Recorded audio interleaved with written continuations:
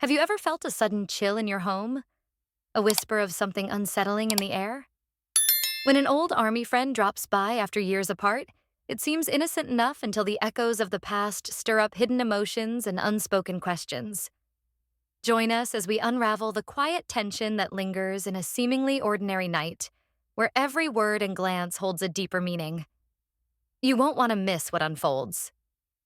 If you enjoy this story, don't forget to like and subscribe for more captivating tales. I sensed something was amiss the instant I heard his boots near the door, and my husband was still asleep upstairs. It was a noise you wouldn't anticipate hearing twice in one night. That recognizable thump of worn leather on the old entryway tile had already resonated through our house hours earlier when my husband Dan let his old army friend in. I'd even observed from the kitchen window as they shook hands under the porch light. That easy laughter they shared drifted through the crisp evening air as if it belonged in our home. I recall drying my hands on a dish towel and smiling to myself. It had been years since I'd seen someone make Dan smile like that. So, when I heard the boots again, long after the two had gone to bed, I knew something was off. I sat up on the couch where I had dozed off watching one of those feel-good home makeover shows, the kind that always made me wonder what we'd do if we ever decided to renovate the den. The television was still on, volume low, casting a soft flicker of light across the living room. Outside, the wind stirred the trees just enough to make the branches scratch lightly against the siding. I pulled the blanket tighter around my shoulders and listened. A creak on the floorboards, not heavy, not light, measured the sound of someone walking slowly through a house that didn't quite feel like theirs. I held my breath, but then came the sound of a chair scraping gently across the kitchen tile. I stood, not in fear exactly, more in that sort of curious unease you feel when something small is just out of place, like a framed photo sitting crooked on the mantel. I padded quietly toward the kitchen and peeked around the corner. There he was, Tom Wallace, my husband's friend from the service, a man I hadn't seen in over 2 decades until he showed up that afternoon with a duffel bag slung over his shoulder and that same calm voice I remembered from back then. A few more lines on his face, thinner hair, but the same gaze, steady, kind, thoughtful in the way that made you feel like he actually meant every word he said. He was sitting at the kitchen table, staring out the window like he was looking for something in the darkness. I cleared my throat just loud enough to not startle him. He turned slowly and offered a soft smile. "Didn't mean to wake you," he said. "You didn't?" I replied, stepping fully into the kitchen. "I fell asleep watching TV. What are you doing up?" He glanced at his hands on the table, then back toward the window. "Couldn't sleep. Got too quiet, I guess." I nodded, pulling a mug from the cabinet. "I've got some chamomile if you want it. Helps me sometimes." "That would be nice," he said, and I set about boiling water. It was strange, the quiet between us. Not uncomfortable exactly, just unfamiliar. The kind of silence that stretches between two people who've only ever been acquaintances now finding themselves alone in the same room past midnight. "You remember that summer in Tennessee?" he asked after a moment. "You and Dan came down when we were stationed there. You made that peach cobbler?" I chuckled softly. Dan tried to tell me peaches weren't in season, but I proved him wrong. I still remember the smell of it coming out of the oven. Haven't had anything like it since. "Well, thank you," I said, placing a mug of tea in front of him. "Though I don't bake like I used to." He cradled the mug in both hands, eyes distant. It's funny, isn't it? How smells stick with us. Sounds too. You ever hear a song and get knocked right back into a memory you didn't even know you still had? I sat down across from him all the time. He sipped the tea and closed his eyes for a moment. "Dan's lucky." I blinked. Lucky to have a home like this. Someone to share it with. I smiled gently, unsure of how to respond. There was no bitterness in his voice, just something soft, wistful. "He tells me you're a good cook," Tom said, changing the subject. "Only on days ending in Y." I joked and he chuckled. There was another quiet pause. This time it settled easier. "I was supposed to stay at a motel tonight," he said eventually. "Dan insisted I crash here." "Of course he did. He always liked you. I liked him too. Still do. You both." He paused, looking at the steam rising from his tea. You've built something real. That struck me deeper than I expected. It's not always been easy, I admitted. But we've made it this far. He nodded, eyes fixed on a spot just over my shoulder. You ever think about how different life could have turned out? I hesitated sometimes, but then I remember I wouldn't trade the life we have, even with the bumps. He smiled again, smaller this time. That's a good way to see it. We sat a little longer, two people in a quiet kitchen, the scent of tea and the memory of peach cobbler hanging in the air. When he finally stood, I did too. You sure you're all right? I asked. Yeah, he said. Thanks for the tea and the company. He walked softly down the hall, disappearing into the guest room we'd set up earlier. I stayed in the kitchen a while longer, staring out the same window he had. It was nothing, I told myself. Just a man who couldn't sleep. But still, something lingered. Not fear, not even discomfort, just a question I couldn't quite name. The following morning, Dan behaved as though everything was normal. He and Tom enjoyed their coffee on the porch, reminiscing about the past.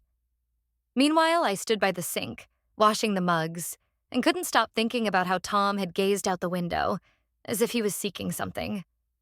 That was the start. I didn't realize it then, but that tranquil moment in the kitchen would resonate through our lives in ways I couldn't have foreseen. The recollection of that evening, of what he mentioned afterward, still visits me when the house is too silent and the tea steams softly in my grasp. Because some words, once uttered, can't be taken back. And some visits are more than just visits. Even if nothing happens in the way one might expect, some nights alter everything in a home. Even if they conclude with the gentle closing of a door and the lingering thought of what might have been. But I'm jumping ahead. That night wasn't finished yet. The next morning felt ordinary. Birds sang in the distance and the sun shone through the front windows in that gentle golden glow that always made our living room seem like a scene from a painting. Dan stood by the kitchen island, his reading glasses slipping down his nose, solving the crossword puzzle as he always did on Sundays. His coffee sat untouched beside him, growing cold.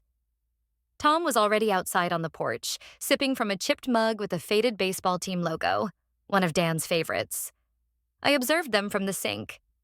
The way they leaned toward each other when they talked. Old habits from years of shared experiences and survival. Tom laughed at something Dan said. That same quiet laugh I recalled from years ago. Nothing loud, just a gentle rise and fall of his shoulders, as if his body had learned to contain things. There was a moment just before I turned back to the dishes when Tom looked up from his cup and met my gaze through the window. He nodded. Not a big wave, not a smile, just a small gesture that felt weightier than it should have. I nodded back and dried my hands. After breakfast, Dan asked if I could drive into town for a few things. Eggs, paper towels, coffee. I could have gone later, but I welcomed the errand. There was a subtle tension in the house I couldn't explain. Not discomfort exactly, but something that pressed lightly against the corners. As I pulled out of the driveway, I saw Tom watching me go from the porch. He lifted his hand in a lazy wave, and I returned it with a small smile before turning down the road. The drive into town was peaceful. I took the long way past the old high school and the library, both looking just as tired and familiar as they had for years. The grocery store wasn't busy, and I took my time, walking the aisles with a cart that squeaked just enough to be annoying, but not enough to switch out. I browsed a little longer than I needed to, picking up a few extra things. Some apples, a box of crackers Dan liked, a jar of that jam I always meant to buy but never did. When I pulled back into the driveway, the porch was empty. Inside, I found Dan in the garage, fiddling with the lawnmower. He said Tom had gone for a walk, wanted to stretch his legs. It made sense. We lived at the edge of a quiet neighborhood, the kind where the sidewalks looped around lazy cul-de-sacs, and everyone waved from their driveways. I set the groceries down and started putting things away. He came back an hour later, a little flushed from the sun, but calm. He thanked me for the tea again twice and asked if he could help with dinner. I told him no, but he stayed in the kitchen anyway, watching me stir the pot of chili like it was something worth studying. You always make it this way?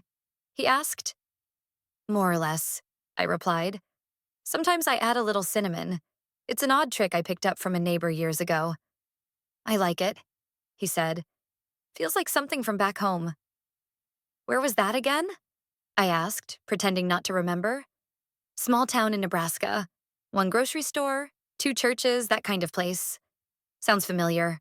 We laughed and the moment passed. Over dinner, Dan asked Tom about his time after the service. I listened as he talked about the various jobs he'd had: construction, teaching a short mechanics course at a trade school, even working security at a museum out west for a few years. It was all interesting in that way. Stories are when they belong to someone else's life. A window into a world you didn't live, but could picture if you squinted just right. You never married? Dan asked, not in a prying way, just casually. Tom shook his head. Not for lack of trying, just never worked out. Dan nodded, accepting the answer. That night, the three of us played cards. Rummy. Dan was the best of the three of us, mostly because he always had been, but Tom surprised me. He remembered the rules better than I did, and even caught Dan trying to sneak a card back into his hand at one point. We all laughed harder than we had in a long time. When it was late enough to call it a night, I gathered the dishes while the two of them went out to the porch one last time. I moved slowly, half listening to the murmur of their voices through the open window. Nothing clear, just tones, low, steady, familiar. As I reached to turn off the kitchen light, I caught sight of them again. Dan reclined in his chair, crossing his arms. Tom leaned forward, resting his elbows on his knees. It seemed they were engaged in one of those conversations they often had during their missions, quiet and intimate, as if the world required them to remain composed for a bit longer. I switched off the light and went to bed. Yet sleep eluded me. It wasn't about anything specific they had discussed. It was the silence between their words, the manner in which Tom observed our home, our daily habits, as if attempting to commit something to memory, as if he understood he didn't fit in. But a part of him wished he did. The following morning, Tom informed us he would be leaving after lunch. Dan attempted to persuade him to stay another night, but Tom just smiled and mentioned he had a lengthy journey ahead. Dan didn't insist. I prepared sandwiches for the journey as I always did. Ham and mustard for Dan, turkey and Swiss for visitors. I gave Tom his sandwich in a paper bag, along with a water bottle and a few cookies I had taken from the tin we kept above the fridge. "Thank you," he said, "for everything." I nodded. "It was nice having you here." "Really?" He looked at Dan, who was inspecting the car's tire pressure. Then he turned back to me. "You have a wonderful life here." I smiled. "We try." "No," he said more firmly than I anticipated. "I mean it, you truly do." I didn't know how to respond, so I just nodded again. He left an hour later after a long embrace with Dan and a final wave to me.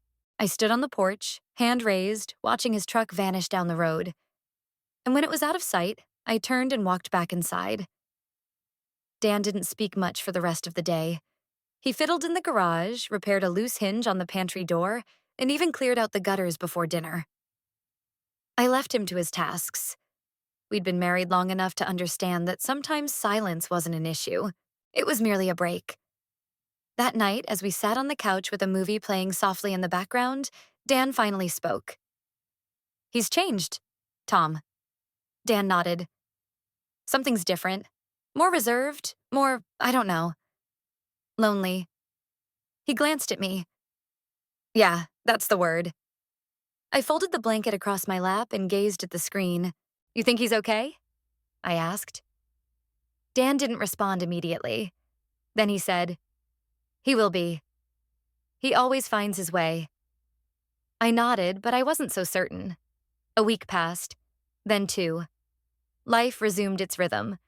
Early mornings, crossword puzzles, phone calls from our son in Chicago, and Saturday visits from our neighbor Gary, who never brought his coffee mug inside but always remarked on our rose bushes.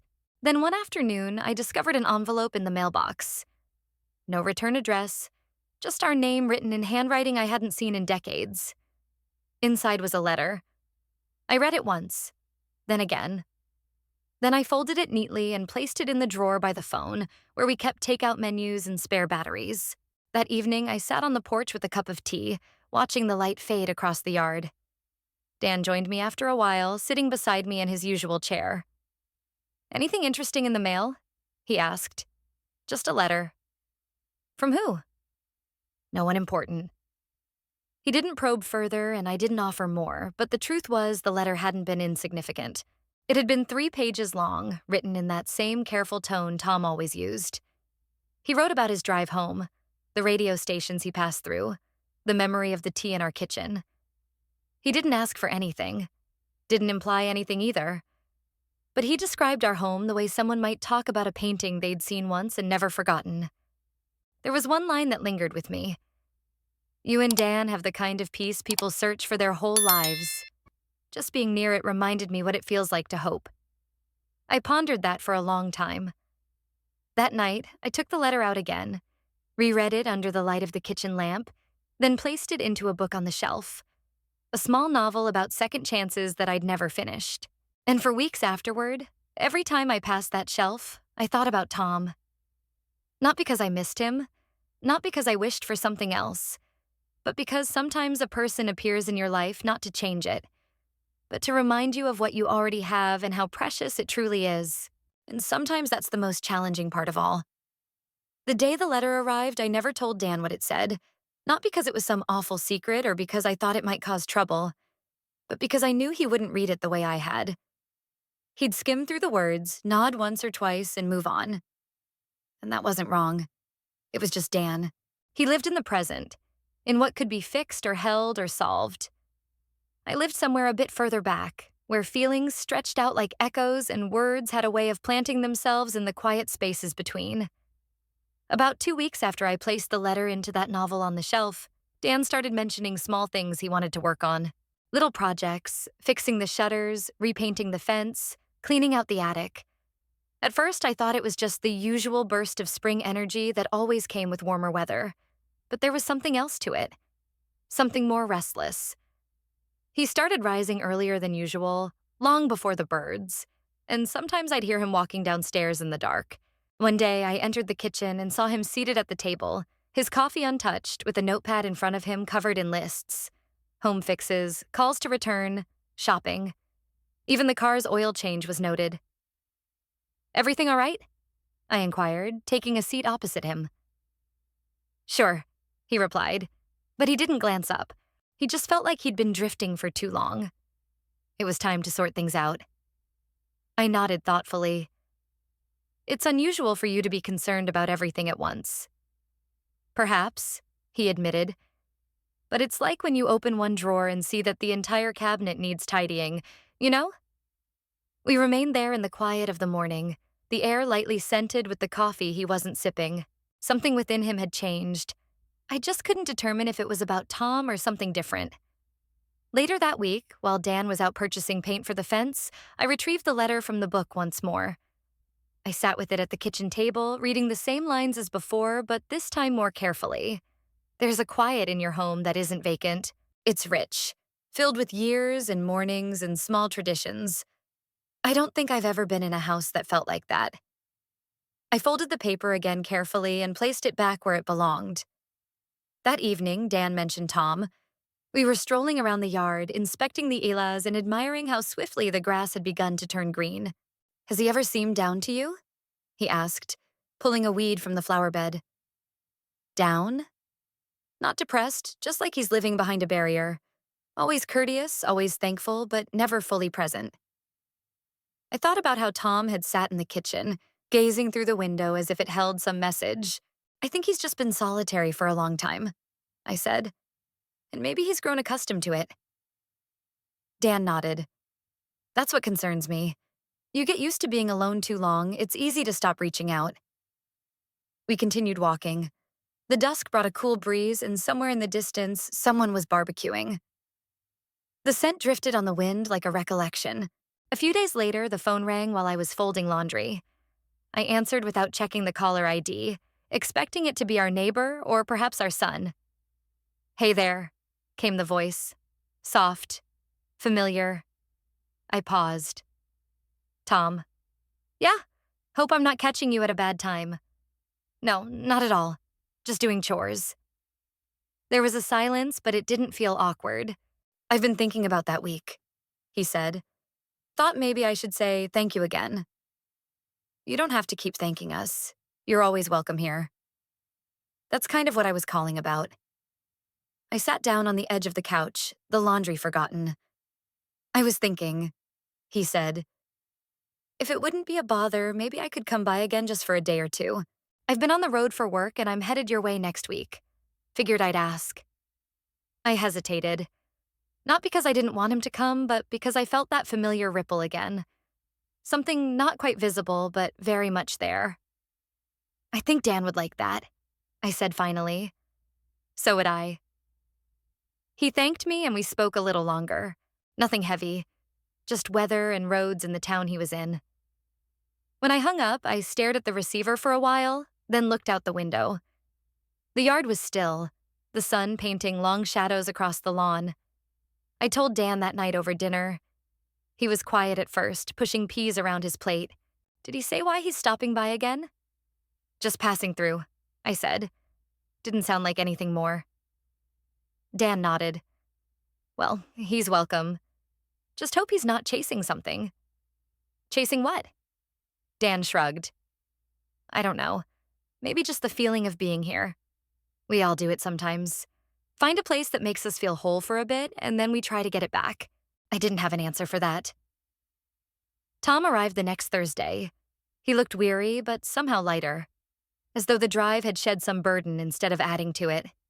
He carried the same duffel, the same easy smile, but this time he handed me a small jar of homemade strawberry preserves. "A thank you gift," he said. "There's a farm stand about 2 hours south. Picked it up on the way." I took it with a smile and showed him to the guest room again. Dan greeted him like a brother, clapping his back and offering a cold beer. They sat on the porch for hours that night while I read in the den, their voices a gentle murmur behind the windows. At one point, I stepped into the kitchen to get a glass of water. I glanced outside. They were sitting in the same spots as before. Dan in his usual chair, Tom leaning forward, elbows on his knees. That posture hadn't changed. The next morning, I found Tom already up. He was at the kitchen table with a notebook open, scribbling something in long, looping handwriting. "Didn't mean to interrupt," I said. "You didn't," he replied, closing the notebook gently, just jotting down some thoughts. "You write often sometimes. Usually when I'm trying to make sense of something, I poured coffee and joined him at the table. What are you trying to make sense of now?" He smiled, not quite meeting my eyes. "How people end up where they are. Have you ever pondered what decisions shape our lives? Do you find yourself thinking about it constantly?" He surveyed the kitchen at a leisurely pace. This spot feels like a tale with a happy conclusion. Not extravagant, but genuine. I was unsure how to reply, so I took a sip of my coffee and allowed the quiet to envelop us. That same afternoon, Dan proposed we go for a drive to the lake. It was a spot we hadn't visited in ages, where we used to bring our son when he was little.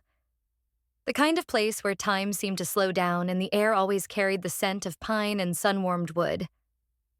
We prepared sandwiches and drove in the old station wagon, the three of us engaging in light chat as the road wound gently through the hills. At the lake, we found a bench and sat with the breeze sweeping over the water. Tom observed the boats. Dan skipped a stone. I sat between them, the sunlight warming my arms. "Ever regret not doing something differently?" Tom inquired, not looking at either of us. Dan shrugged. "Of course, but regretting doesn't change much. I'd rather focus on what I still have time to do. That's a positive perspective," Tom remarked. He turned to me then. "What about you?" I smiled slightly. "I believe everyone has an alternate life, the one you envision when the house is quiet. But I wouldn't exchange what I have." "Not truly." Tom nodded. The moment faded. When we returned home, Dan went to rest.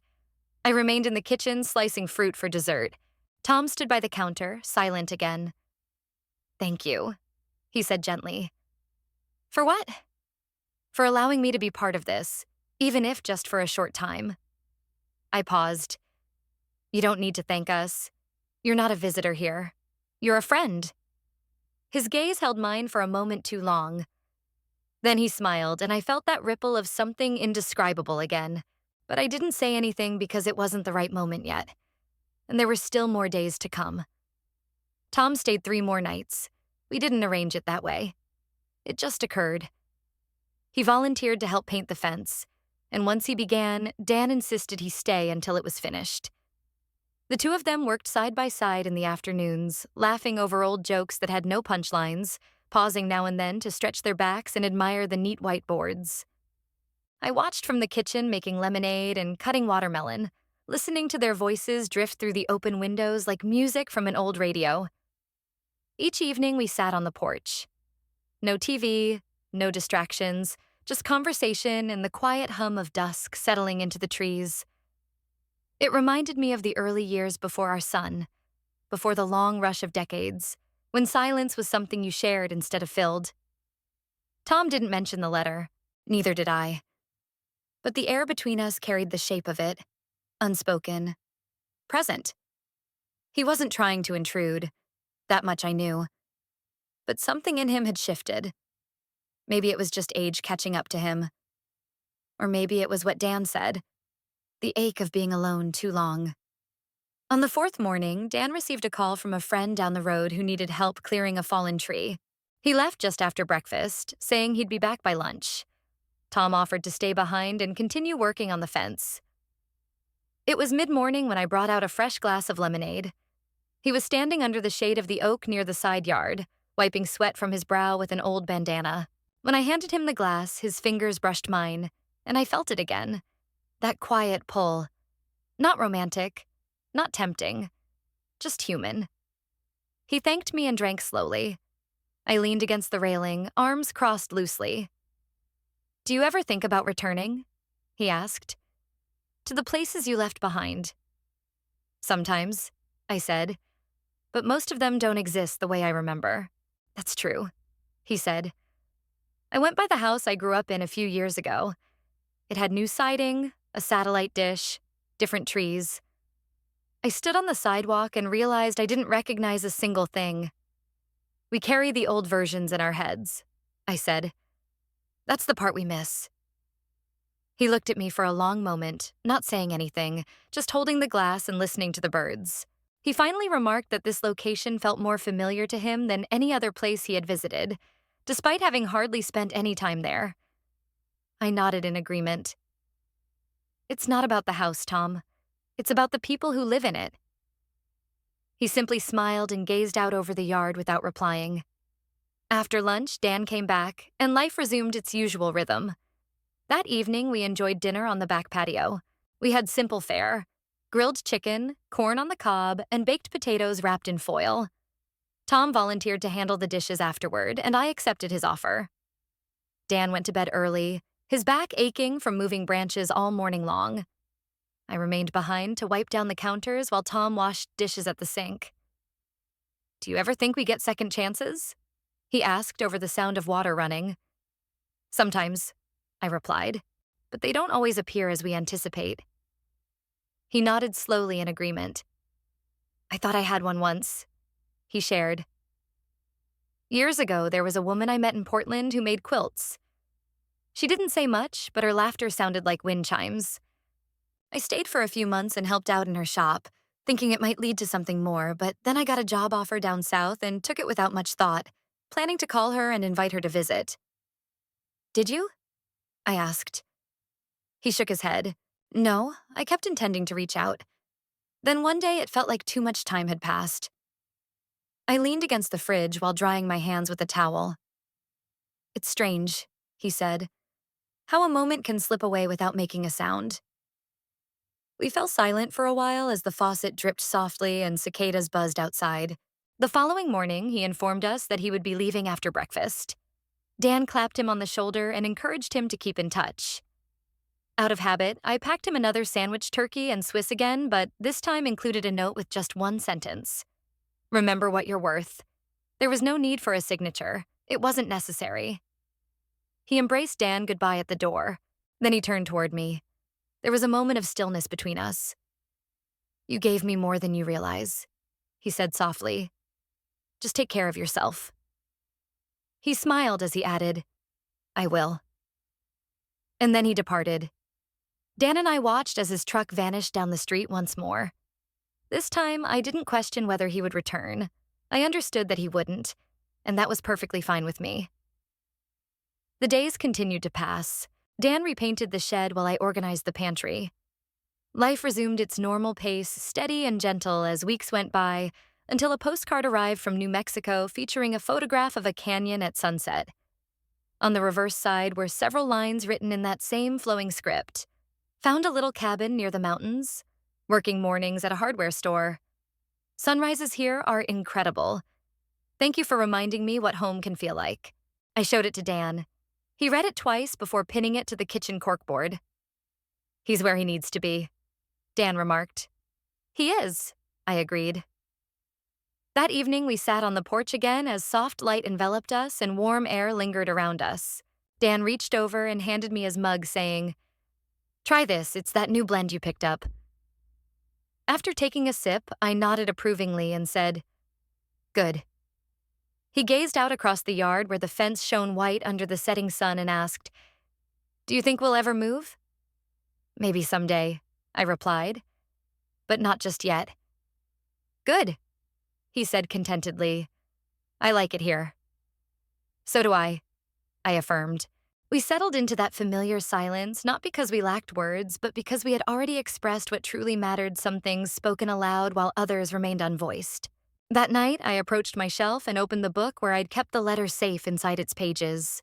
Gently sliding it out one last time for reading before carefully folding it back up and returning it between those pages felt right. Not because I wanted to forget, but because clarity had finally dawned upon me. Some individuals enter your life not to remain, but rather to awaken something within you to remind you of who you are, what you've created, and how significant it truly is. And sometimes those quietest moments resonate with profound echoes even when everything around is still, and boots by the door have long since walked away.